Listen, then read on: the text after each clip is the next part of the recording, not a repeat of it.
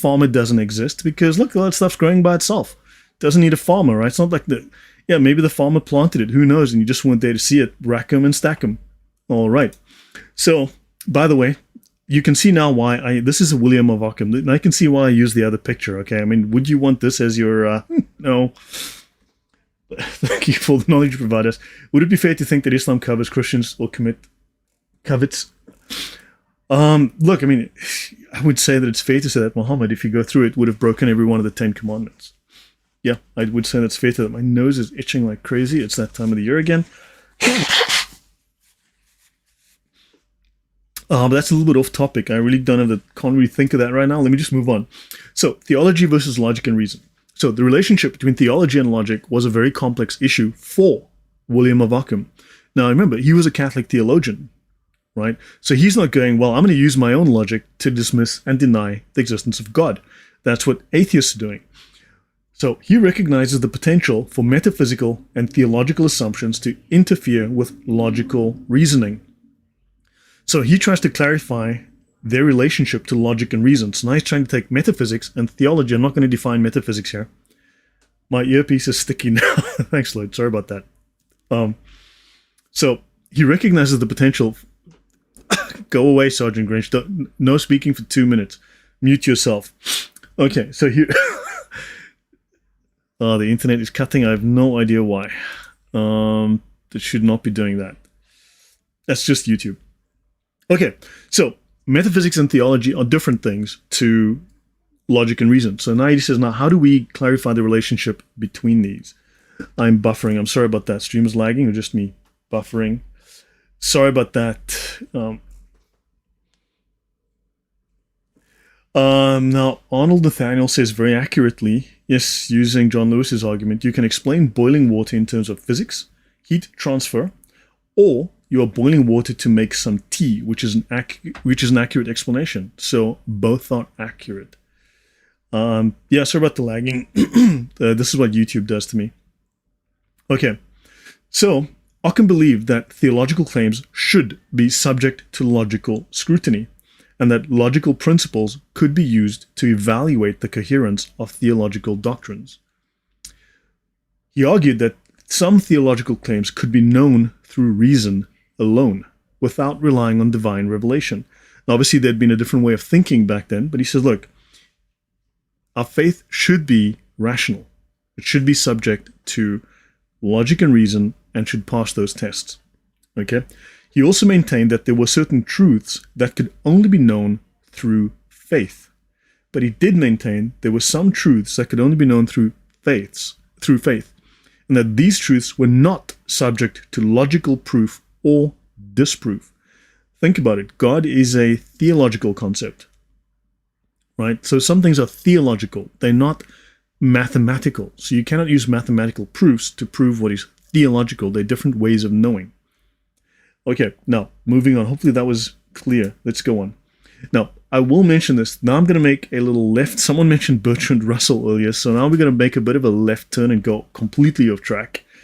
So you have a look at atheism, because, man, that's something that also gets up my nose. So let's look at William of Ockham and Plutarch.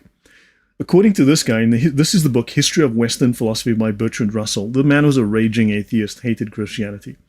According to Bertrand Russell, Ockham undid a synthesis by Anselm, Aquinas, and others. So these guys created a little synthesis, right?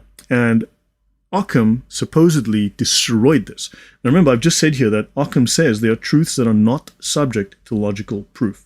Some things are about faith, and they are not subject to disproof either, using rationality, because these are theological issues. These are divine issues, and they're not subject to that kind of thinking.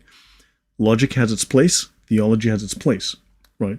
Whereas atheists are kind of obviously making a blanket statement that William of Ockham said, no, he did not. He made a separation. He made a distinction. Understand that. I'm very allergic to atheists. Atheists are...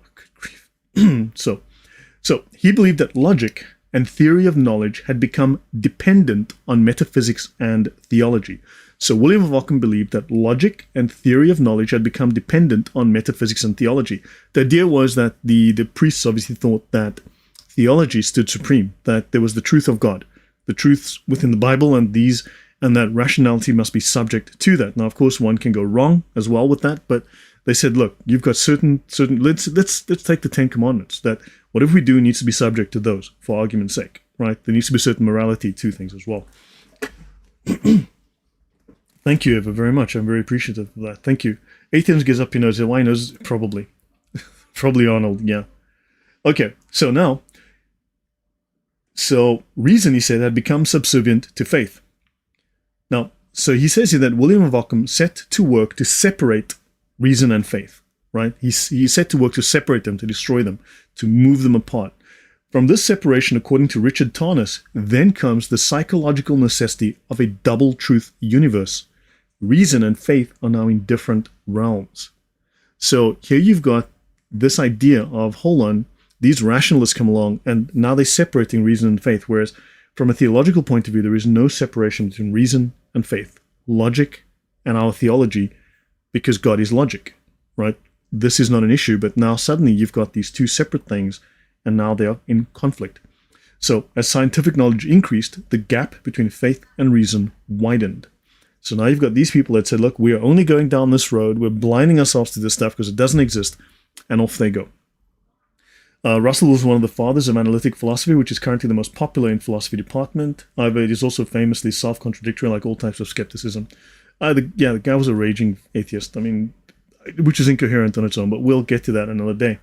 So the atheist French government, so now we're talking about the French Revolution, which was the very first atheist government in the world, and atheists hate that, okay?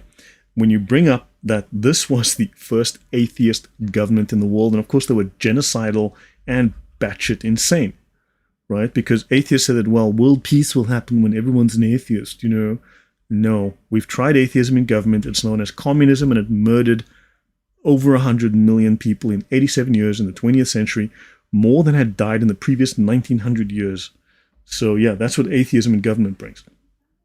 So the atheist French government recycled old ideas of primitive religion that they acquired from Plutarch, and they refashioned them into the new state religious cults. Don't forget, these atheist French revolutionaries who were diehard atheists created a thing called the cult of reason, and they created a thing called the cult of the supreme being.